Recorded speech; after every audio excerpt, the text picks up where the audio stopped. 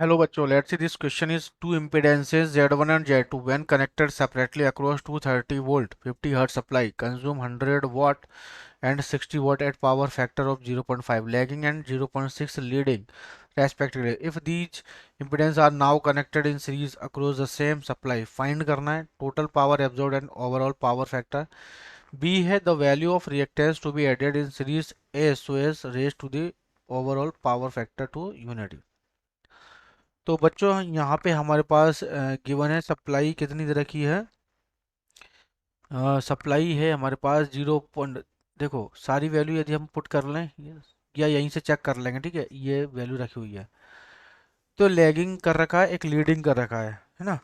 और Z1 और Z2 की वैल्यू भी गिवन है, नहीं कनेक्टेड कर रखा है, ठीक है। तो बच्चों जो cos phi is equal to होता है, यहाँ से सबसे पहले निकालते हैं। Cos phi is equal to होता है, दिस इज, अब दो वैल्यू दे रखी है R1 तो R1/Z1, ठीक है। तो कितनी दे रखी है 0.5 इज इक्वल टू R1/Z1, ठीक है। और मुझे यहाँ से पावर निकालनी है, तो पावर इज इक्वल टू हो जाएगा, ये सबसे पहले ए वाले को कैलकुलेट कर रहे हैं। Power is equal to VRMS cos phi, ठीक है। तो पावर कितना गिवन है बच्चों, 100 वाट, देख रहे हो आप 100 वाट, तो 100 इज इक्वल टू VRMS कितना है 230, तो 230 है ना। और IRMS इज इक्वल टू था VRMS/Z, तो 230/Z1, और ये हो जाएगा कोस फाई 0.5, ठीक है। तो Z1 की वैल्यू निकाल लेंगे यहाँ से। तो Z1 यहाँ से 0 से 0 ये कैंसिल आउट हुआ हमारे पास, है ना। यहाँ से ये 5 से दिस इज 10 टू टाइम्स कटेगा, है ना। तो यहाँ पे जब Z1 की वैल्यू आएगी मेरे पास, दिस इज 264.5 ओम, है ना, मल्टीप्लाई करने पे जो, ठीक है। अब बच्चों Z1 की वैल्यू आएगी तो यहाँ पे रख दो इसके अंदर। तो ये हो जाएगा R1 इज इक्वल टू हो जाएगा 0.5 इंटू 264.5, है ना। या 1/2 करो तो ये हो जाएगा कि 132.25, इसका हाफ हो जाएगा ना 0.5 का 1/2। तो बच्चों यहाँ से मैं क्या एक्सेल की वैल्यू निकाल सकता हूँ। तो टोटल पावर, है ना, तो टोटल पावर का निकालना है। तो एक्सेल इज इक्वल टू क्या जाएगा, ये एक्सेल इज इक्वल टू जाएगा हमारे पास under root of Z1 square minus R1 square, ठीक है। तो Z1 और ये हो जाएगा हमारे पास Z1 की फॉर्म में R1 इज इक्वल टू 132.25, तो ये हो जाएगा दिस इज, क्योंकि R1 is equal to R1 is equal to क्या, दिस इज Z1/2 भी तो लिख सकता हूँ यहाँ पे। तो वैल्यू रखो under root of Z1 square minus Z1/2 का होल स्क्वायर, तो ये कितना आएगा, दिस इज √3/2 Z1, ठीक है। तो XL is equal to √3/2 Z1, कितना है वैल्यू निकली है Z1 की 264.5 ओम। इससे काटा ये तो ये आ जाएगा कितना, तो ये 132.25, है ना। तो इससे मल्टीप्लाई करूंगा तो 229 ओम मेरे पास एक्सएल की वैल्यू आ गई, ठीक है। अब बच्चों ये तो फर्स्ट केस मान लेते हैं ये वाला। अब सेकंड केस यहाँ लीडिंग वाले से चलाएंगे। तो ये मान लेते हैं, अब यहाँ पे this is first case, this is second case. अब बच्चों यहाँ पे सेकंड केस होगा, तो सेकंड केस क्या होगा हमारे पास, दिस इज 0.6 दे रखा है, तो 0.6 इज इक्वल टू Z1R2/Z2, ठीक है। तो ये हो जाएगा आपका Z2।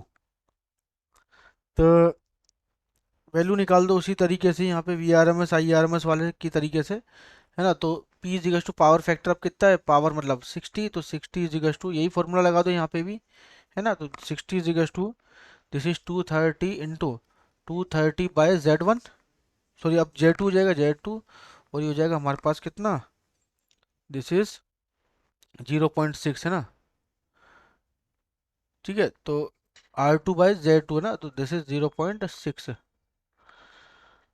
सॉरी ये कोस फाई की वैल्यू। अब बच्चों यहाँ से कैंसिल आउट किया तो जीरो से ये जीरो कैंसिल आउट हो गया, है ना। पॉइंट हटा यहाँ से 10, तो ये जीरो से यहाँ जीरो कैंसिल हो गया। तो Z2 की वैल्यू जब कैलकुलेट करूंगा दिस इज आएगा 529 ओम, कितना, दिस इज 539 ओम। तो बच्चों 539 आया, तो R2 की वैल्यू इसके अंदर रख दो, ये 2 मान लेते हैं। तो 0.6 इज इक्वल टू जाएगा R2 और ये मल्टीप्लाई में चला जाएगा कितना 529। जब मैं मल्टीप्लाई करूंगा तो R2 की वैल्यू कितनी आएगी, दिस इज 317.4 ओम। ठीक है, तो यहाँ पे XC की वैल्यू भी निकाल लूंगा, तो XC इज टू जाएगा under root of Z2 square minus XC, sorry R2 का स्क्वायर, और R2 इज टू क्या दे रखा है, दिस इज 0 पॉइंट, है ना, तो बस वैल्यू रख दो यहाँ पे। XC इज टू जाएगा अंडर रूट Z2 529 का स्क्वायर माइनस 317.4 का स्क्वायर। ठीक है, तो बच्चों XC की वैल्यू कितनी आएगी, XC की वैल्यू आएगी हमारे पास 423.2 ओम। क्लियर, तो XC की वैल्यू भी आ गई। अब यहाँ बच्चों हम क्या कर रहे हैं कि अब इन्हें दोनों को क्या कर रहे हैं, these are connected in series, बच्चों इन दोनों को कनेक्टेड कर दो सीरीज में, तो कनेक्टेड इन सीरीज, तो जैसे ही हमने सीरीज में कनेक्ट किया तो रेजिस्टेंस कितना जाएगा, R is to R1 plus R2, है ना, तो टोटल रेजिस्टेंस R1 भी दे रखा है R2 भी दे रखा है, ये रहा हमारे पास R1 और ये हो गया हमारे पास R2, तो दोनों को ऐड करेंगे तो कितना जाएगा, दिस इज 449.65। ठीक है, ठीक है, तो 459, ठीक है, तो 449.65 आर की वैल्यू आ गई। तो बच्चों जेड की वैल्यू निकालो यहाँ पे,